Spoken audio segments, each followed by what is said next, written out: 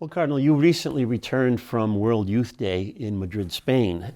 You took along with you 500 to 600 Chicago young people who came for a week of worship, celebration, bonding with their counterparts from around the world, not to mention an encounter with the Holy Father. You've attended, 7 World Youth Days now? Well, I've attended all of them since the Denver Youth Day in '93, when I was just recently named a bishop out west, and went with about 700 kids from a very small diocese and saw how it transformed them. So except for the one in Manila, I've been at every single World Youth Day since, and been a catechist and participated, and I always find it a really refreshing moment. Although as I get older, it's a little bit harder all the time to keep up with the kids, but nonetheless, it's good to be together with them. It's a full throttle, high-pitched kind of event, isn't it? Yeah. Were there any highlights that stand out in your mind as you reflect back with a little bit of distance from the event now? Well, the way of conducting that week is always very similar, because it's a successful formula. You have catechesis, so people remember who Christ is. You gather in prayer around Christ. You gather with the Holy Father in solidarity with the whole community of faith. That is always an inspiration for the young people themselves. They see people whose language they can't speak, but they're truly brothers and sisters in Christ. And so that's very encouraging.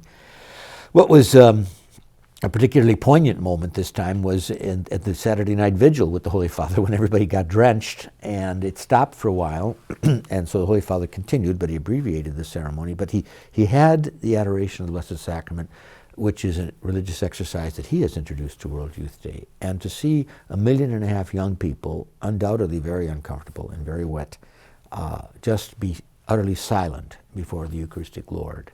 1.5 million, people who were screaming a half hour earlier, that was a testimony to the faith that's in their hearts. And it had to be a prayerful moment, I think, for all of us. It was for me, I know, and for the Pope too. Did you give catechetical workshops? Yes, I did. What were your topics? Well, the 3 topics on the 3 different days are always the same. You do the catechesis, you listen to them, that's the most important part for me, and then you celebrate the Eucharist with them. And it was around being firm in the faith, so what does faith mean? And founded in Jesus Christ, so who is Jesus Christ? And then the hope for the future, because we have faith in Christ and are together in His church.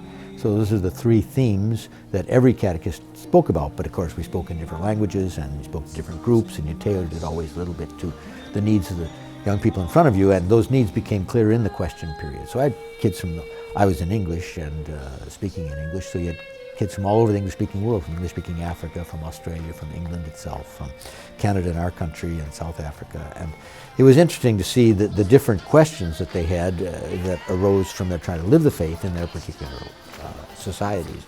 There were some similarities, especially in the Western societies, but the others were very different, the Asians and the Africans. What is of concern to them? So you learn a lot in listening to the kids. When you distilled what the faith means for those young people, what were 1 or 2 of the main points that you made for them? Well, it's a relationship to God that is established by God's initiative and is given to us in the sacrament of baptism. And you build on that relationship. Faith means that you have a relationship. It's real. It's as real to Christ as your relationship to your mother or your father. It's a spiritual relationship, but that makes it even more real. And then, like all relationships, you spend a lifetime growing into them. And the faith gives you the truths about who Christ is and who you are and the world is in relation to that. But most of all, it also teaches you to trust. So I was going back and forth between truth and trust as components of faith. Yeah. Well, for those Chicago young people who were unable to go to Madrid with you and the others, there was an event staged here in Chicago called World Youth Day Chicago Style. And hundreds gathered at the Shrine of Our Lady of Guadalupe in Des Plaines, where they listened to rock bands and took part in living stations of the cross and celebrated the Eucharist during an overnight gathering. Let's take a quick look at some footage from that event.